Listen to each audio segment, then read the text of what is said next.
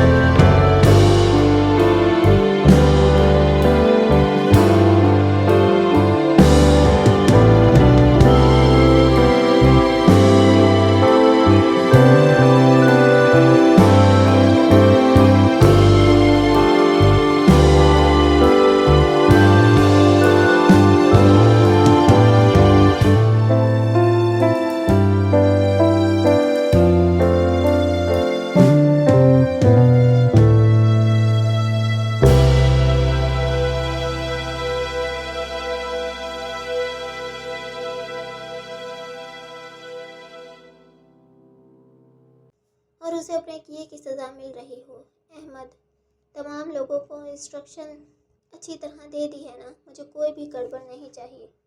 ان لوگوں کے قبضے میں میری بیٹی اور بیوی ہے، اگر ہم لوگوں سے ایک بھی غلطی ہوئی تو کچھ بھی ہو سکتا ہے، کسی کی جان بھی جا سکتی ہے۔ گلزار شاہ سے کوئی بھی اچھی امید نہیں کی جا سکتی، وہ دہشت گردی میں انوالو ہے۔ انسانوں کی جان کی تو اس کے آگے کوئی قیمت نہیں ہے۔ اسے آج بھی 4 سال پہلے مارکیٹ میں ہوا حادثہ یاد تھا جس میں اس کا سب کچھ لٹ گیا تھا۔ سر امید تو یہی ہے کہ سب کچھ ٹھیک ہوگا۔ امید نہیں رکھنی، سب کچھ ٹھیک ہونا چاہیے۔ تنبیہ کرتے لہجے میں اس نے احمد کو وارننگ دی۔ جی سر۔ وہ لوگ یہاں تک سادہ گاڑیوں میں پہنچے تھے تاکہ پولیس کی گاڑی کا ہارن کسی کو سنائی نہ دے اور وہ لوگ الرٹ نہ ہوں۔ ان کے ساتھ ہاتھ بھی آیا تھا، حالانکہ حداد نے لاکھ منع کیا تھا، مگر وہ پھر بھی ان کی مدد کے لیے موجود تھا۔ آخر اس کے بھی ماں باپ کا بدلہ تھا۔ گلزار شاہ سے دونوں کی دشمنی برابر تھی، مگر حداد کے کہنے پر وہ اندر نہیں آیا، بلکہ بہت دور ہی بائک کو بند کر کے اسے اپنے ساتھ گھسیٹتے ہوئے پیدل چلتا ہوا اس جگہ تک آ پہنچا۔ وہ اپنی بائک کے ساتھ جھاڑیوں کے پیچھے چھپ کر کھڑا تھا، کیونکہ حداد نے اسے ایسا کرنے کا بولا تھا۔ شاید اس کے دماغ میں کچھ چل رہا تھا، لیکن حد نے بولا اگر کہیں بھی مدد کی ضرورت ہو تو وہ اندر آ جائے گا، بس ایک بار اسے آگاہ کر دے۔ اس لوکیشن سے بہت دور ان سب نے بھی اپنی گاڑیاں روک دیں۔ وہ خود بھی پیدل چل کر یہاں تک آئے تھے اور اب بہت دھیان سے ایک ایک کر کے ہر گارڈ اور سامنے آنے والے کو راستے سے ہٹا رہے تھے، جبکہ حد آہستہ آہستہ بائک چلا کر ان کے پیچھے آ رہا تھا۔ ایسا کرنے کے لیے اسے حداد نے ہی بولا تھا۔ ویسے یہ کام بہت مشکل تھا، ہر قدم پھونک پھونک کر رکھنا پڑ رہا تھا۔ اگر اندر کسی کو ذرا سی بھی بھنک پڑ گئی کہ وہ لوگ یہاں داخل ہو چکے ہیں تو ہیر اور ہیرا میں سے کسی کی بھی جان جا سکتی ہے۔ ہیرا کو لے کر اسے 50% امید تھی کہ گلزار شاہ اسے کچھ نہیں کرے گا، مگر ہیر کے ساتھ تو نہ جانے وہ کیا سلوک کرے گا۔ ہیر کے گھر والوں سے تو اس کی پرانی دشمنی بھی تھی۔ اچانک ہی ایک گارڈ حداد کو دیکھ کر حیرت سے اس کی طرف بڑھا۔ اس سے پہلے کہ وہ حداد کو شوٹ کرتا، حداد نے اس کے سر کا نشانہ لے کر فائر کر دیا اور ایک ہلکی آواز کے ساتھ گولی اس کے سر میں جا لگی اور وہ زمین بوس ہو گیا۔ سائلنسر تمام آفیسرز کی گن پر لگے ہوئے تھے، اسی وجہ سے فائرنگ ہونے پر بھی کسی کو کچھ پتہ نہیں چل رہا تھا، مگر اس بات کی کسی کو بھنک بھی نہیں پڑی۔ وہ لوگ کافی اندر تک انٹر ہو چکے تھے۔ جس آدمی کا قصہ تمام ہو جاتا، اس کی لاش کو ایسی جگہ چھپاتے جہاں وہ دوسروں کو نظر نہ آئے۔ تمام آفیسرز جو کرنے ہوئے اپنا کام نپٹا رہے تھے، یہ ان کے لیے بہت بڑا آپریشن تھا۔ تبھی حداد کی نظر گلزار شاہ پر پڑی جو ایک راہداری سے نکل کر دوسری طرف جا رہا تھا۔ ایک پلر کے پیچھے چھپ کر حداد نے خود کو کور کیا اور اسے جاتے ہوئے دیکھا۔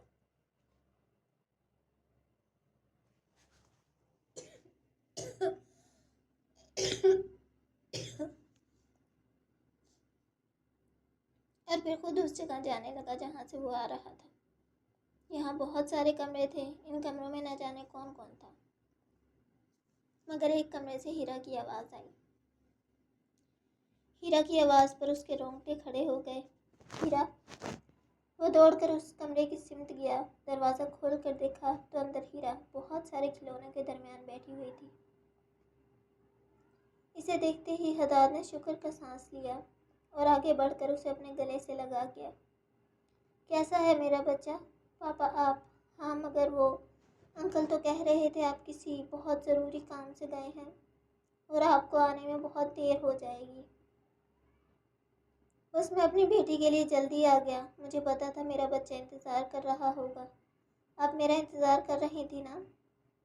ہاں بالکل، میں آپ کا انتظار کر رہی تھی۔ آپ کو پتا ہے گھر میں اتنے سارے لوگ آئے تھے، انہوں نے بہت مار پیٹ کی، اتنی ساری چیزیں توڑ دیں اور آپ کا وہ فیورٹ واز بھی توڑ دیا۔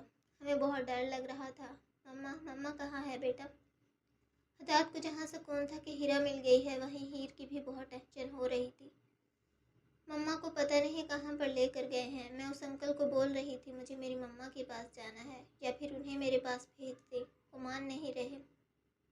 میری بات انہیں سمجھ نہیں آ رہی، پتہ نہیں مما کو لے کر آئیں گے یا نہیں۔ کوئی بات نہیں، اداس ہونے کی ضرورت نہیں ہے۔ اگر وہ مما کو لے کر نہیں آئیں گے تو میں آپ کی مما کو لے کر آؤں گا۔ ٹھیک ہے میرا بچہ، بالکل۔ ہاں بالکل پاپا، جائیں مما کو لے کر آئیں، پھر ہم اپنے گھر چلتے ہیں۔ یہاں اچھا نہیں ہے، مگر یہاں بہت سارے کھلونے ہیں۔ وہ دو تین ٹیڈی بیئر اٹھا کر اس نے اپنے بغل میں دبا لیے۔ ہم یہ اپنے ساتھ لے جائیں گے۔ نہیں، یہ گندے ہیں، انہیں یہیں پر چھوڑ دو۔ میں آپ کے لیے اس سے بڑے اور خوبصورت ٹیڈی لے کر آؤں گا جو آپ کو بہت پسند آئیں گے۔ سچ پاپا؟ بالکل سچ۔ وہ خوشی سے چہک اٹھی۔ احمد مجھے کوریج دو، میں ہیرا کو ہاتھ تک پہنچا کر آتا ہوں تاکہ وہ اسے لے کر گھر چلا جائے، پھر اس کے بعد ہم دیکھ لیں گے کیا کرنا ہے۔ لیکن بھابھی، وہ بھی تو یہیں پر ہے۔ ہاں وہ یہیں پر ہے، لیکن مجھے نہیں معلوم وہ کہاں پر ہے، لیکن شک ہے گلزار نے اسے اپنے شیطان بیٹے کے حوالے کیا ہوگا۔ فی الحال مجھے ہیرا مل گئی ہے، اسے محفوظ ہاتھوں میں پہنچا کر میں ہیر کو بھی ڈھونڈ لوں گا۔ اس کی باتوں پر حامی بھرتے ہی احمد کسی بھی طرح حداد تک پہنچا اور پھر واقعی دونوں نے بہت احتیاط کے ساتھ ہیرا کو ہاتھ تک پہنچایا۔ ہاد، تم اسے لے کر گھر چلے جاؤ۔ لیکن بھائی بھابھی، اور آپ یہاں پر اکیلے ہیں؟ میں اکیلا نہیں ہوں، میرے ساتھ پوری پولیس فورس ہے۔ تم اس کو لے کر نکلو اس سے پہلے کہ گلزار کو تمہاری یہاں موجودگی کا علم ہو۔ دور ہٹو مجھ سے۔ ہیر میں نہ جانے اتنی طاقت کہاں سے آ گئی تھی۔ اس نے شاداب کو خود سے پرے دھکیلا۔ جیسے ہی شاداب کو دھکا لگا، ایک شدید غصے کی لہر اس کے وجود میں سرایت کر گئی۔ تمہاری ہمت کیسے ہوئی مجھے دھکا دینے کی؟ تم مجھے جانتی ہو نا، میں پاگل انسان ہوں۔ پھر اس پاگل انسان کے ساتھ تم پاگل پن کرنے کی کوشش کیوں کر رہی ہو؟ اس کا انجام بہت برا ہوگا میری جان۔ شاداب کا معنی خیز لہجہ اور آنکھوں سے ٹپکتی وحشت دیکھ کر ہیر کی رگ رگ میں خوف سرایت کر گیا۔ میں کوئی پاگل پن نہیں کر رہی، بلکہ تم پاگل ہو۔ میں تمہیں آخری بار بتا رہی ہوں، اگر تم نے مجھے چھونے کی یا تکلیف پہنچانے کی ذرا سی بھی کوشش کی تو میرا شوہر تمہیں نہیں چھوڑے گا۔ تم اس بات کو ہلکے میں لے رہے ہو، لیکن یہ سچ ہے، وہ تمہیں زندہ نہیں چھوڑے گا۔ اس انسان کا میرے سامنے دوبارہ نام لینے کی تمہاری ہمت کیسے ہوئی؟ ایک زوردار تماچا اس نے ہیر کے منہ پر دے مارا تو وہ اوندھے منہ بیڈ پر ایک طرف گری۔ تمہیں میری بات سمجھ نہیں آ رہی؟ میں کہہ رہا ہوں اس کا نام میرے سامنے مت لو مت لو مت لو، لیکن تم مجھے غصہ دلا رہی ہو۔ کیا کر سکتا ہے وہ؟ ہاں بولو، کیا کر لے گا وہ ایک ایک لفظ کو چباتے ہوئے بولا۔ ہیر خوفزدہ نظروں سے اس کے پاگل پن کو دیکھ رہی تھی، کیونکہ وہ کمرے کی ایک ایک چیز کو تہس نہس کر کے اپنا غصہ نکال رہا تھا۔ وہ کچھ نہیں کر سکتا، اس کی ساری زندگی میرے ہاتھوں کی کٹ پتلی ہے۔ جس دن اس کے باپ نے میرے خلاف مورچہ کھڑا کیا، اس دن سے ہی عالم شاہ کے پورے خاندان کا برا وقت شروع ہو گیا، خاص کر اس کے بیٹوں کا۔ جانتی ہو، وہ جو بیوی لے کر گھومتا ہے، اصل میں وہ میری رکھیل ہے۔ جو بیٹی لے کر گھومتا ہے، جسے اپنا مانتا ہے، وہ اس کی نہیں میری بیٹی ہے۔ ہیر کے سر پر یہ خبر کسی دھماکے کی طرح پھوٹی۔ آنکھیں حیرت سے پھیل گئیں۔ یہ وہ کیا کہہ رہا تھا؟ کیا وہ ہوش میں نہیں تھا؟ ہیر کے تاثرات دیکھ کر وہ قہقہا لگا کر ہنسا۔ کیا ہوا؟ حیرانگی ہو رہی ہے؟ میں نے حسینہ کو اپنے پاس رکھا، اس کے ساتھ اپنے دن رات رنگین کرتا رہا۔ جب وہ پریگننٹ ہو گئی تو ہم نے اسے عالم شاہ کے سر منڈ دیا۔ اپنے باپ کی عزت کو بچانے کے لیے وہ راتوں رات اس لڑکی سے نکاح کر کے اسے اپنی بیوی بنا کر لے آیا۔ کیا کسی نے سوچا نکاح کے 7 سے 8 مہینوں کے درمیان وہ ایک بچی کیسے پیدا کر سکتی ہے؟ سارے بیوقوفوں کا ٹبر۔ اس کے نام کی دھمکی مجھے دے رہی ہو، جسے اس کی پہلی بیوی میری استعمال شدہ ملی، اب اس کی یہ بیوی بھی میری ہی استعمال شدہ ہوگی۔ ایسے سچ پر ہیر کے کان سائیں سائیں کرنے لگے۔ پھر حداد کی وہ ساری باتیں یاد آئیں جو وہ اسے اپنی محبت کا یقین دلانے کے لیے کرتا تھا، اور ہیر نے کبھی اعتبار نہیں کیا۔ تمہاری ہمت بھی کیسے ہوئی میری بہن کا گھر اجاڑنے کی؟ تمہاری بہن میرا گھر اجاڑ رہی ہے، وہ میرا شوہر ہے۔ اس سچ کا کڑوا گھونٹ بمشکل اپنے گلے میں اتار کر ہیر چیخی۔ نہ جانے اس کے اندر یہ حوصلہ کہاں سے آ گیا تھا۔ تب ہی ایک اور زناٹے دار تھپڑ شاداب نے ہیر کے منہ پر دے مارا۔ میرے سامنے زبان چلاؤ گی؟ کہہ رہا ہوں میرے سامنے کوئی اپنی آنکھ بھی نہیں اٹھا سکتا۔ تمہاری ہمت کیسے ہوئی زبان چلانے کی؟ ہیر کو بالوں سے پکڑ کر جھٹکا جھٹکا دیتا وہ اسے بیڈ پر دھکیل کر خود بھی اس کے اوپر آ گیا۔ ہیر نے خود کو چھڑوانے کی بھرپور کوشش کی، مگر اس کے سامنے یہ کوشش بیکار تھی۔ شاداب نے ہیر کی دونوں کلائیوں کو پکڑ کر بستر کے ساتھ لگایا اور خود ہیر کی گردن پر جھک کر وہاں دانتوں سے کاٹا۔ تبھی ہیر نے اپنا گھٹنا موڑ کر شاداب کی ایسی جگہ پر مارا جس کے بعد وہ درد سے بلبلاتا ہوا یکدم ہی اس سے دور ہو گیا۔ موقع پاتے ہی وہ دوڑتے ہوئے دروازے کی سمت بھاگی، دروازہ کھولا اور بھاگتی ہوئی وہاں سے باہر نکل آئی۔ شاداب کچھ دیر تک درد برداشت کرتا رہا، مگر ہیر کے جھٹپٹانے پر اسے ہنسی آئی۔ یہ پورا پورشن اسی کے لیے بنایا گیا تھا۔ یہ ایک بہت بڑی جگہ تھی جس میں بہت سارے کمرے اور ہداریاں تھیں جہاں کوئی بھی نہیں آتا تھا، بالکل اسی طرح جیسے ہیر اس سے اپنا آپ چھڑوا کر بھاگی۔ باقی بہت ساری لڑکیاں بھی اس سے اپنا آپ چھڑوا کر بھاگتی تھیں اور یہاں سے نکلنے کی بھرپور کوشش کرتی، مگر یہاں سے نکلنا سب کے بس کی بات نہیں تھی۔ واپسی کا دروازہ باہر سے بند تھا اور پورشن کے اندر وہ لڑکیوں کو تڑپا تڑپا کر مار دیتا۔ یہی آج وہ ہیر کے ساتھ بھی کرنے والا تھا۔ تبھی جب درد سے کچھ سنبھلا تو ہاتھ میں اپنا مخصوص چاقو لے کر وہ ہیر کو ڈھونڈنے نکل پڑا۔ کچھ ہی دیر میں وہ اسے مل بھی گئی، مگر اس کے ہاتھ آنے سے پہلے ہی وہ دوبارہ بھاگنے لگی۔ کہاں تک بھاگو گی؟ آج ہم پکڑ پکڑائی کھیلیں گے۔ کب تک بھاگو گی نازک کلی؟ آخر کب تک تمہارے یہ پاؤں تمہارا ساتھ دیں گے؟ آخر کار تمہیں میرے ہی نیچے آنا ہے، جیسے سب آ جاتی ہیں۔ اس کے بعد جو تمہارا حشر کروں گا وہ تم سہ نہیں پاؤ گی۔ اگر تم پیار سے میرے پاس آ گئی تو یقین کرو میں تمہارے ساتھ زیادہ برا نہیں کروں گا، بس چند دن تم سے کھیل کر پھر تمہیں مار دوں گا۔ لیکن اگر تم مجھے زیادہ پریشان کرو گی تو تمہاری زندگی جہنم بنا دوں گا۔ شاداب کی آواز ہیر کے کانوں تک پہنچ رہی تھی۔ اسے ڈر بھی لگ رہا تھا کیونکہ یہاں سے باہر نکلنے کا راستہ کسی طور نہیں مل رہا تھا۔ یہاں بہت سارے کمرے تھے مگر کوئی بھی کمرہ کھلا نہیں تھا۔ بہت ساری راہداریاں تھیں مگر باہر نکلنے کا راستہ نہیں مل رہا تھا۔ ایک جگہ اسے ایسا لگا یہاں سے باہر جانے کا راستہ ہوگا، مگر وہ باہر سے ہی بند تھا۔ اس نے اس دروازے کو بہت بجایا لیکن کوئی بھی اس دروازے کو نہیں کھولنے آیا، اور نہ ہی اس میں اتنی طاقت تھی کہ یہ لوہے کا بڑا سا دروازہ کھول دے۔ ہینڈز اپ!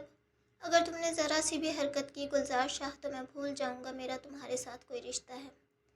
جیسے ہی حداد دروازے کو لات مار کر اندر داخل ہوا تو گلزار شاہ یکدم گڑبڑا گیا۔ اس نے امید بھی نہیں کی تھی کہ اتنی جلدی حداد اس کے سامنے آ جائے گا۔ اسے تو اس وقت حسینہ کے آنے کی امید تھی۔ تبھی وہ اسے کال لگا رہا تھا کہ وہ فائل لے کر پہنچ جائے۔ دوسری طرف اس نے سوچا کہ اب ولید کو بھی یہاں بلا لیا جائے، لیکن یہاں تو وہی پہلے پہنچ گیا۔ مگر پھر بھی گلزار شاہ نے اپنے جذباتوں پر کنٹرول کر کے مسکراتے ہوئے حداد کو ویلکم کیا۔ آؤ آؤ، کیسے آنا ہوا؟ کوئی تکلیف تو نہیں ہوئی یہاں آنے میں؟ میرے آدمی کہاں ہیں؟ انہوں نے تمہیں یہاں آنے سے روکا نہیں؟ وہ حداد کے پیچھے ہی اپنے کسی آدمی کے آمد کی توقع کر رہا تھا تاکہ وہ آئے اور حداد کو اپنے قابو میں کر لے، مگر وہ سب لوگ اس کے تمام آدمیوں پر پہلے ہی قابو پا چکے تھے۔ تم ان کی فکر چھوڑو، ان تمام لوگوں کو میں نے محفوظ مقام پر بھیج دیا ہے۔ محفوظ مقام سمجھتے ہو نا؟ اس وقت تم اپنی بتاؤ۔ میں اپنی کیا بتاؤں؟ کندھے اچکا کر وہ چیئر پر جا کر بیٹھ گیا۔ بتاؤ کیا چاہیے تمہیں؟ ایسے تو تم میرے پاس نہیں آئے ہوگے۔ میری بیوی کہاں ہے؟ اوہو! حداد کے سوال پر وہ ہنسا۔ صرف بیوی کی پرواہ ہے، بیٹی نہیں چاہیے؟ گلزار شاہ کے سوال پر اس نے دانت کچکچائے۔ فی الحال تو مجھے میری بیوی کے بارے میں بتاؤ۔ حداد نے ریوالور اس کے سر پر تان رکھی تھی۔ تمہاری بیوی تو اس وقت میرے بیٹے کی خدمتیں کر رہی ہوگی، تم جانتے ہو نا کیسی خدمت؟ اسی لیے وہ تو ابھی تمہیں نہیں مل سکتی جب تک۔ منہ بند کرو! ایک سناٹے دار تھپڑ حداد نے گلزار شاہ کے منہ پر رسید کیا تو وہ کرسی سمیت ہی زمین پر گر گیا۔ تیش تو اسے بہت آیا، دل چاہا کہ اسی وقت اپنے سامنے موجود اس انسان کو شوٹ کر دے، مگر اٹھ کر اپنے کپڑے جھاڑتا ہوا وہ ہونٹ پھٹنے کے باعث اس سے نکلتی خون کی بوند کو صاف کرنے لگا۔ کیا ہوا؟ برا لگ رہا ہے، مگر تم اس تک نہیں پہنچ سکتے۔ تمہارا باپ بھی مجھے اس تک لے کر جائے گا۔ اگلے ہی پل حداد نے اسے گریبان سے پکڑ کر گلزار شاہ کا سر دیوار میں دے مارا۔ ماتھا پھٹنے کے بعد وہاں سے بھی خون کی لکیریں باہر نکلنے لگی۔ بتاؤ ورنہ یہیں زندہ زمین میں گاڑ دوں گا۔ ایک بار پھر حداد نے اس کا سر دیوار پر دے مارا۔ گلزار شاہ کی تو مانو پوری دنیا ہی ہل گئی ہو۔ پل بھر میں ہی اس کے سارے حوصلے جواب دے گئے۔ دیکھو تم میرے ساتھ ایسا نہیں کر سکتے، تمہارے پاس کوئی پروف نہیں ہے۔ میرے پاس پروف اور گواہ دونوں موجود ہیں، تم بس میری بیوی کے بارے میں بتاؤ۔ حداد نے ایک زوردار لات اس کے پیٹ میں دے ماری تو وہ سیدھا زمین پر جا گرا۔ جب تک تمہارا منہ نہیں کھلے گا میرے ہاتھ نہیں رکیں گے۔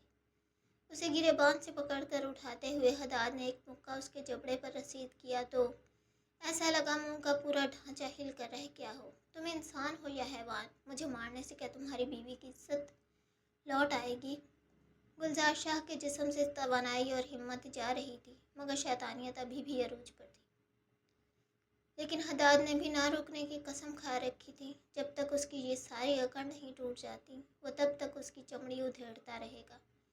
تم آج بولو گے گلزار شاہ؟ میرے بولنے سے کچھ نہیں ہوتا، تمہاری بیوی اپنی عزت لٹوا چکی ہوگی۔ وہ ایک بار پھر بولا، مگر اگلے ہی پل حداد نے ایک تیز دھار چاقو نکال کر اس کے ہاتھ میں گھونپ دیا۔ درد کی شدت سے وہ بلبلا اٹھا۔ رک جاؤ، میں تمہیں لے کر چلتا ہوں۔ گلزار کی ساری اکڑ نکل گئی۔ چلو۔ چاقو اس کے ہاتھ میں ہی تھا۔ حداد اس کو گریبان سے پکڑتا ہوا اس سمت لے گیا جس سمت وہ اسے لے کر جا رہا تھا۔ سر آپ یہاں پر کیا کر رہے ہیں؟ اس طرف تو شاید کچھ بھی نہیں ہے۔ احمد تمام لوگوں کو ہتھکڑیاں لگوا کر گرفتار کرنے کے بعد گاڑیوں تک پہنچا کر واپس حداد کے پاس آیا، لیکن یہاں وہ گلزار شاہ کے ساتھ نہ جانے کہاں جا رہا تھا۔ یہ مجھے تمہاری بھابھی کے پاس لے کر جا رہا ہے۔ وہ دونوں ہی گلزار شاہ کے ساتھ اس جگہ تک پہنچے۔ اس دروازے کے پیچھے ایک بہت بڑا پورشن ہے، وہاں پر شاداب لڑکیوں کے ساتھ ہوتا ہے، لیکن آج وہ صرف تو ہیر کے ساتھ ہے۔ گلزار شاہ کی بات پر حداد نے اسے احمد کے حوالے کیا۔ اسے ہتھکڑیاں لگاؤ میرے سامنے اور لے جاؤ میری آنکھوں سے دور، اور ہاں تم جانتے ہو نا اس کے ساتھ کیا کرنا ہے۔ حداد نے معنی خیز نظروں سے احمد کی طرف دیکھا تو وہ اس بات میں سر ہلاتا ہوا گلزار کو ہتھکڑیاں لگا کر اپنے ساتھ لے گیا۔ جبکہ اس جگہ کا دروازہ کھول کر حداد اندر داخل ہوا۔ یہ واقعی ایک بہت بڑا پورشن تھا۔ یہاں پر کیا واقعی میں ہیر تھی؟ میں تمہیں کبھی بھی خود پر قابو نہیں پانے دوں گا، میں مر جاؤں گی۔ میں تمہیں خود پر کبھی بھی قابو نہیں پانے دوں گی، میں مر جاؤں گی، مگر تمہیں اپنے وجود کو داغدار کرنے نہیں دوں گی۔ تبھی اسے ہیر کی آواز سنائی دی، جسے سننے کے بعد وہ یکدم چوکنا ہو گیا۔ اس کا مطلب وہ صحیح کہہ رہا تھا، ہیر یہیں پر موجود ہے۔ بے چینی میں وہ اسے ڈھونڈتا ہوا اس کی آواز کی سمت بڑھنے لگا تو کچھ ہی دیر میں اسے ہیر دکھائی دی، جس کے ہاتھ میں ایک ٹوٹا ہوا گلاس تھا، جس کا رخ اس نے اپنے پیٹ کی طرف کیا ہوا تھا، اور سامنے ہی شاداب کھڑا ہنس رہا تھا۔ مر جاؤ؟ میں تو چاہتا ہوں کہ تم مر جاؤ۔ اگر تم مر بھی گئی تب بھی میں تمہارے وجود سے کھیلوں گا۔ شاداب کی بات پر بنا آؤ تاؤ دیکھے حداد نے گن لوڈ کی۔ اس سے پہلے کہ وہ آگے بڑھ کر ہیر کے اوپر وار کرتا یا پھر اسے اپنے قابو میں لیتا، حداد نے گولی چلا دی، جو کہ شاداب کے گھٹنے میں جا کر لگی اور وہ بلبلاتا ہوا وہیں زمین پر ڈھیر ہو گیا۔ یکدم گولی کی تیز آواز پر پہلے تو ہیر کا دل کسی نے مٹھی میں لے لیا، لیکن پھر مڑ کر اپنے سامنے حداد کو دیکھا تو پلک جھپکنے سے پہلے دوڑ کر وہ اس کے سینے سے آ لگی۔ حداد نے بھی اسے متاع جان کی طرح خود میں سمیٹ لیا۔ اس نے تمہیں کچھ کیا تو نہیں؟ وہ فکر مندانہ انداز میں گویا ہوا۔ نہیں، میں نے اسے خود کو کچھ نہیں کرنے دیا۔ حداد کے سوال پر وہ رونے لگی۔ رونے کی ضرورت نہیں ہے، اب میں آ گیا ہوں۔ ہیرا کہاں ہے؟ ہیر کے سوال پر وہ اسے سنبھالتا ہوا وہیں کھڑا رہنے کا اشارہ دے کر شاداب کے پاس پہنچا، پھر اسے بھی ہتھکڑی لگا کر گھسیٹتا ہوا ہیر کا ہاتھ پکڑ کر باہر آنے لگا۔ میں آپ سے ہیرا کے بارے میں پوچھ رہی ہوں۔ ہیر کو شاداب یا پھر کسی اور کی پرواہ نہیں تھی، وہ بس ہیرا کی پرواہ کر رہی تھی۔ اس کو میں نے بچا لیا ہے، وہ مجھے لگتا ہے گھر تک پہنچ گئی ہوگی۔ ہیر کو اپنے ساتھ لیے وہ شاداب کو